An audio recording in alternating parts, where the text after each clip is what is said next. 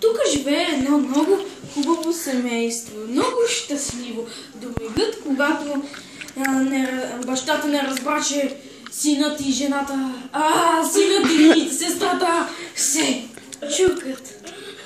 Камера! И аз така не исках да разбира баща ми, но какво толкова, че имам връзка с брат си? Това не е толкова фатално. Няма да се оженим все пак. Всичко стана много просто. Веднъж ми се прииска да не съм девствена и реших да предложа на брат си. А той се съгласи толкова бързо. Стоп. Отвори! Отвори! Отвори! Какво искаш? Ами, да не кажеш. Не можеш! Един месец, без компютър. Не може, нямаш правото! Нямаш! Не може да убиеш,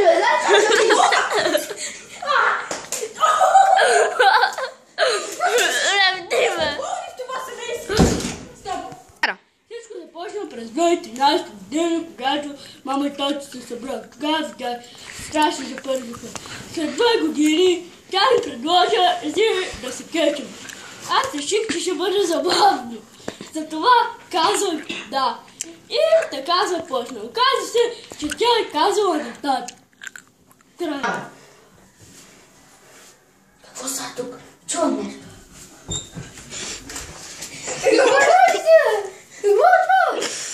Те се запазила!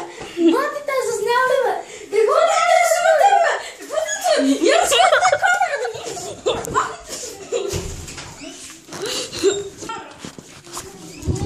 Какво правите вие, бе? Какво става тук, бе? Какви сте вие, бе? Не те интересува какво правим. Наша си е работата. След ти, че ми засилаш. Стоп, камера. Ти ли, бе? Ой, търмена! Да, интересува! Наша е работата! Аз го спрях. Какво? Мъкай се, бе! И всичко свърши по най-добрия начин. Ние с моя брат вече нямаме любовна връзка.